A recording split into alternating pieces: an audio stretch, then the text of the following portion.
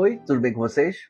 Eu sou o professor Ranieri. Sejam bem-vindos ao Panela de Expressão. A gente chia, mas a gente entrega. É isso aí, fio. O que foi que vocês acharam da nossa nova logo? Deixa aí um comentário.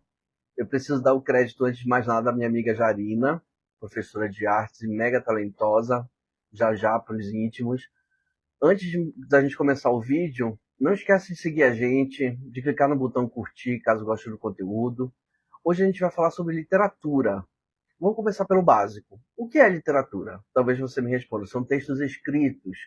Mas eu te pergunto, todos os textos escritos são literatura? Sei lá, uma bula de remédio é um texto literário? Documentos são textos literários? Talvez você me responda não. Mas você sabia que a primeira manifestação reconhecidamente literária no Brasil é um documento? A Carta de Pero Vaz de Caminha hoje é reconhecidamente um texto literário. Vamos ler um trechinho. Ali veríeis galantes pintados de preto e vermelho e quartejados assim pelos corpos como pelas pernas, que certo assim pareciam bem. Também andavam entre eles 4 ou 5 mulheres novas que assim nuas não pareciam mal. Entre elas andava uma com uma coxa do joelho até o quadril e a nádega, toda tingida daquela tintura preta, e todo o resto de sua cor natural. Outra trazia ambos os joelhos com as curvas assim tintas e também os colos dos pés e suas vergonhas tão nuas e com tanta inocência assim descobertas que não havia nisso desvergonha nenhuma. Agora eu pergunto, textos que não são escritos podem ser literários? Talvez você diga que não, mas não podemos ignorar a tradição oral como manifestação literária. As lendas, os mitos que circulam oralmente não podem ficar de fora do conceito de literatura. Segundo Jonathan Kuller, é difícil definir o que é literatura porque o conceito de literatura não é um conceito ontológico. Ou seja, a literatura não tem um conceito bem definido, como cadeira ou mesa. Para você, o que é literatura? Será que livros como Harry Potter são literatura? Essa é a questão. Para o Kuller, o conceito de literatura é o oposto de erva daninha. O que é uma erva daninha? Não é uma planta específica, mas tudo aquilo que o jardineiro não quer no seu jardim. Portanto, é mais fácil dizer o que, na nossa opinião, não é literatura do que propriamente o que pertence a ela. Alguns campos dos estudos literários preferem o termo poesia, porque o termo literatura remete imediatamente a texto escrito. Poiesis, do grego, significa criação. Vendo por esse ângulo, outras formas de manifestação textual podem ser encaradas do ponto de vista literário. Então, músicas, filmes, séries, peças de teatro também podem ser vistas como manifestações literárias. Todo sistema que serve à comunicação humana é um tipo de linguagem. A literatura é uma forma de linguagem, mas uma linguagem que tem por objetivo atingir um efeito estético, o que chamamos de prazer estético. A literatura, como toda arte, serve à contemplação e ao entretenimento. Agora, claro, ela pode servir como crítica social, denúncia, engajamento, autoafirmação, divulgação cultural, investigação psicológica, por aí vai. A gente sabe, linguisticamente falando, que algumas palavras são signos linguísticos. E o signo linguístico é feito de um significante e um significado. O conjunto de letras e fonemas que formam a palavra flor são o que chamamos de significante. O que aparece na sua cabeça quando falamos essa palavra é o que chamamos de significado. A questão é que, em literatura, a palavra flor, dependendo da época, do autor e da obra, vai mudar. Então, a palavra flor em literatura pode extrapolar o seu significado e não ser necessariamente o que a gente encara dela, o que a gente lembra quando pensa na palavra flor. Vejamos uma cantiga de amigo medieval do Dom Diniz, o rei trovador português. Ai flores de verde pino, se sabedes novas do meu amigo, ai Deus e o é. Ai flores de verde ramo, se sabedes novas do meu amado, ai Deus e o é. Se sabedes novas do meu amigo, aquele que mentiu, que se pôs comigo, ai Deus e o é. Se sabedes novas do meu amado, aquele que mentiu, que me ha jurado, ai Deus e o é. Quando o lírico pergunta às flores sobre o namorado que partiu para a guerra, podemos entender tanto que são flores de verdade, como podemos interpretar também que são amigas a quem a moça da cantiga se queixa. Agora vejamos essa canção dos Titãs que chama Flores. Olhei até ficar cansado de ver os meus olhos no espelho. Chorei por ter despedaçado as flores que estão no canteiro. os punhos e os pulsos cortados, e o resto do meu corpo inteiro. Há flores cobrindo o telhado embaixo do meu travesseiro. Há flores por todos os lados, há flores em tudo que eu vejo. A dor vai curar essas lástimas. O soro tem gosto de lágrimas. As flores têm cheiro de morte. A dor vai fechar esses cortes.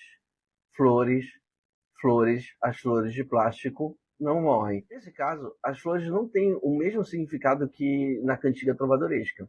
Essas flores estão por todos os lados do telhado e até debaixo do travesseiro, como algo que incomoda e tira o sono. Essas flores são lástimas, segundo a canção, e as lágrimas são um remédio para essas feridas. Podemos entender, nesse caso, as flores como feridas psíquicas, como traumas. Vejamos agora o soneto do Gregório de Matos Guerra. Discreta e formosíssima Maria, enquanto estamos vendo a qualquer hora em tuas faces a rosada aurora, em teus olhos e boca o sol e o dia, enquanto com gentil descortesia o ar que fresco Adônis te namora, te espalha a rica trança voadora quando vem passear-te pela fria. Goza, goza da flor da mocidade que o tempo trota toda ligeireza e imprime em toda a flor sua pisada. Oh, não aguardes que a maduridade te converta em flor, essa beleza, em terra, em cinza, em pó, em sombra, em nada. Sabemos que esse poema pertence a um movimento literário chamado de barroco. Sabemos que o carpe diem, aproveite o dia, em latim, é uma tendência comum a esse movimento. Quando o poeta diz goza da flor da mocidade, ele se refere à beleza da juventude e convida a sua amada a aproveitar a vida enquanto são jovens. Porque, segundo ele, a maduridade vai converter essa flor em terra, em cinza, em pó, em sombra, em nada. Agora vamos dar uma olhada no poema Inspiração, do Mário de Andrade, poeta modernista. São Paulo, comoção de minha vida. Os meus amores são flores feitas de original. Arlequinal, trajes de losango, cinza e ouro, luz e bruma, forno e inverno morno. Elegâncias sutis, sem escândalos, sem ciúmes, perfumes de Paris. Bufetadas líricas do Trianon, Algodoal, São Paulo, comoção de minha vida, galicismos a berrar nos desertos da América. Podemos entender nesse caso que as flores são a própria cidade de São Paulo e suas múltiplas faces, com luz, bruma, forno, inverno morno, que nem um arlequim, né, que o poeta diz no poema, né, com trajes de losango, com muitas cores. Para que eu trouxe tudo isso para vocês? Para dizer que, em literatura, as palavras têm caráter enciclopédico. Uma palavra como flor pode ter uma infinidade de significados. Quando Charles Baudelaire publica As Flores do Mal, ele descaracteriza a palavra flor como sinônimo de beleza e inverte esse sentido encarando a flor como objeto da maldade. Em suma, a palavra no texto literário pode ser plurissignificativa. Vamos agora para alguns conceitos básicos de literatura. Em sua poética, Aristóteles trabalha com dois conceitos relacionados à literatura, a mimesis e a catarsis.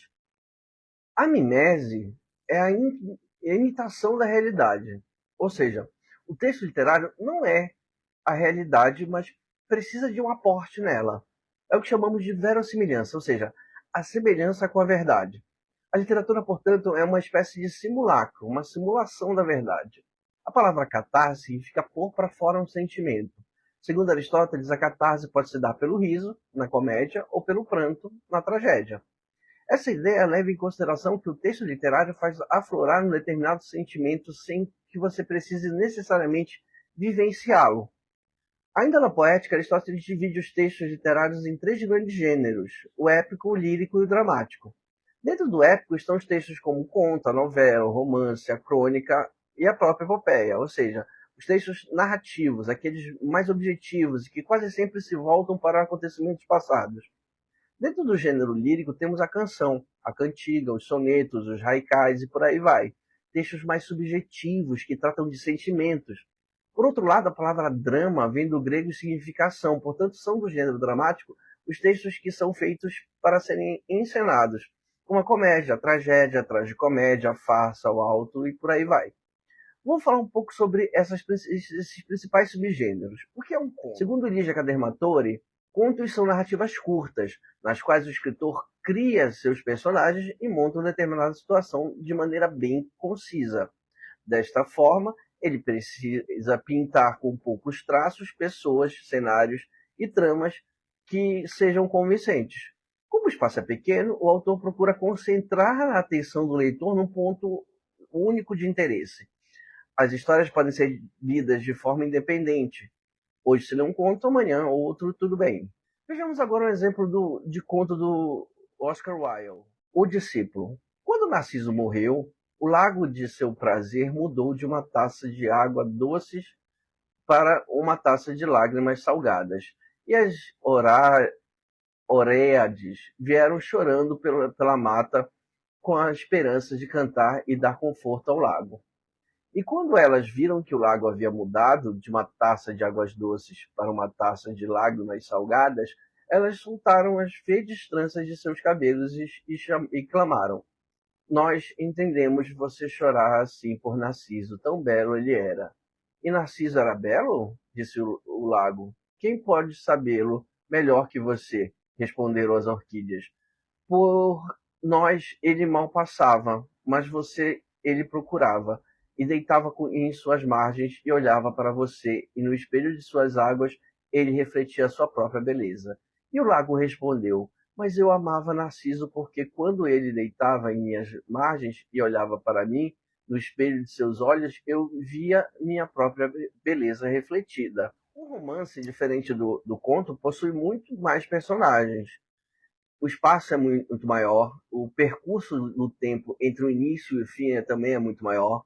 A novela, diferente daquelas que a gente assiste na TV, são, grosso modo, um meio termo entre o conto e o romance.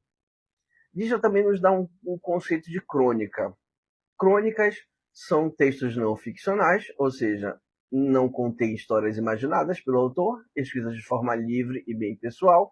Nela se expõe suas opiniões, observações ou pensamentos. O ponto de partida não importa. Tanto pode ser um fato corriqueiro, que o autor presenciou, ou uma notícia que leu, ou uma frase que ouviu. O mais importante é o tom. Uma crônica é um fio de prosa que o escritor vai desenrolando como quem não quer nada, de maneira leve e descontraída, como se conversasse com o leitor. Vejamos o exemplo de uma crônica de Carlos Drummond de Andrade, Furto de Flor. Furtei uma flor daquele jardim. O porteiro do edifício cochilava e eu furtei a flor. Trouxe-a para casa e coloquei-a no copo com água. Logo senti que não estava feliz. O copo destina-se a beber e flor não é para ser bebida. Passei-a para o vaso e notei que ele me agradecia, revelando melhor sua delicada composição.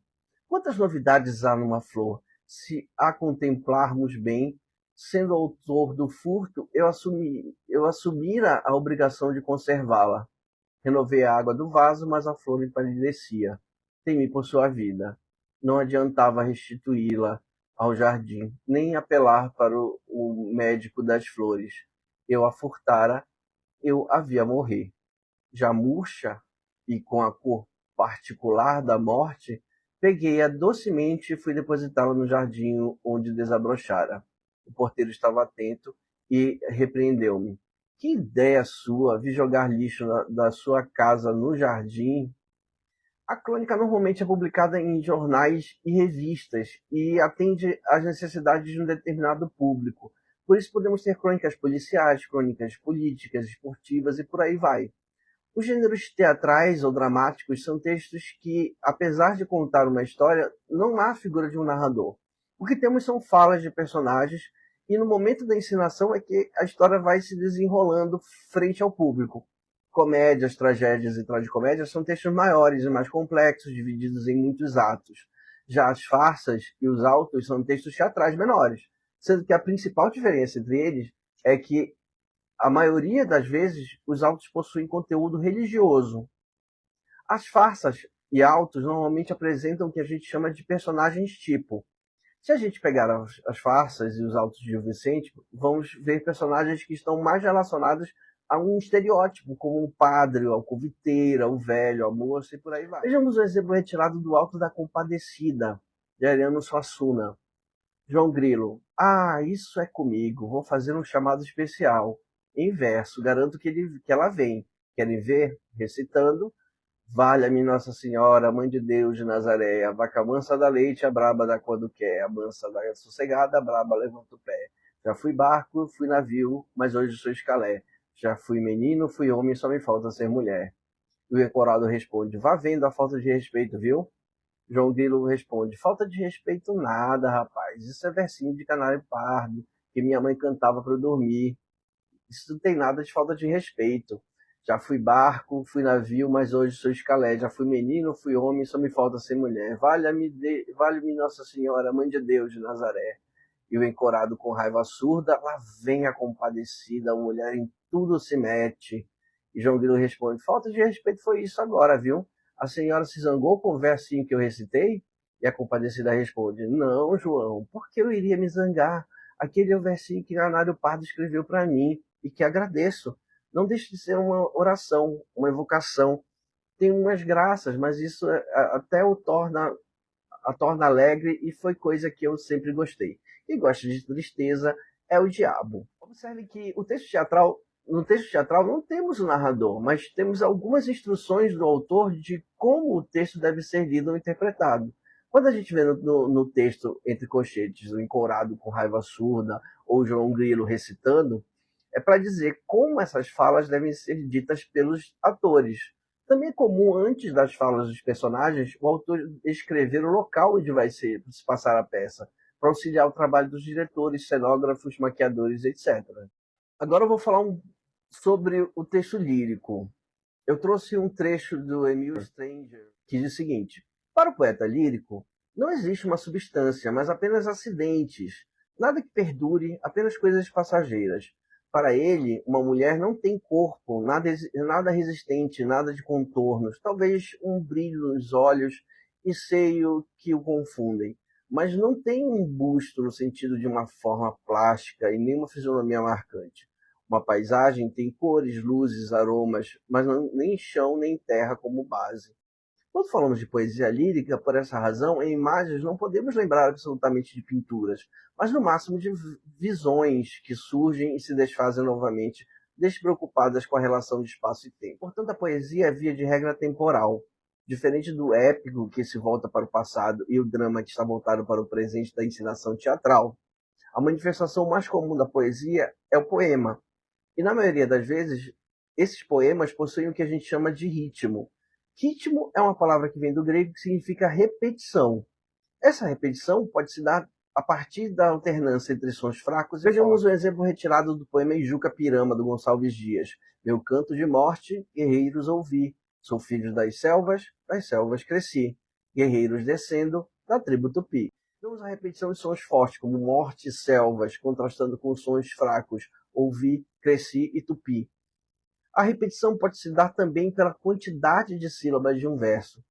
Verso é cada linha de um poema. A contagem de sílabas é diferente da que a gente faz normalmente nas aulas de língua portuguesa. Por exemplo, quando a palavra termina com vogal e a palavra seguinte começa com vogal, a gente conta a última sílaba da primeira palavra e a primeira da segunda como se fossem uma só. A contagem também vai só da última sílaba tônica. De acordo com o número de versos, podemos ter redondilha menor, 5 sílabas, aquela cativa. Observem que a gente só conta até o ti de cativa. Redondilha maior, 7 sílabas. Vou-me embora para Passárgada. Observa que a gente emenda o medo, vou-me, com o em de embora. Decassílabo, 10 sílabas. Busque amor, novas artes no engenho. Dodecassílabo, 12 sílabas poéticas. Entre as flores, agora uma outra flor fulgura. E o verso livre, que não possui um tamanho específico. Podemos ter menos de 5 ou mais de 12. Outras formas de repetição são as rimas. Elas podem ser iniciais, finais e internas. Um exemplo de rima inicial é a repetição do som das consoantes no início das palavras, que rimam, mas com vogais diferentes. Veja só. Lindo lírio, terra triste. A rima interna é um tipo de rima que ocorre quando duas palavras rimam no interior do mesmo verso. Observe. A dor é inimiga do amor. A rima final é um tipo de rima que ocorre no final dos versos, sendo a forma mais utilizada na poesia. Dá uma olhada aí no exemplo. O poeta é um fingidor, finge tão completamente que chega a fingir que é a dor que deveras sente. As rimas finais podem ser alternadas, emparelhadas, intercaladas ou misturadas.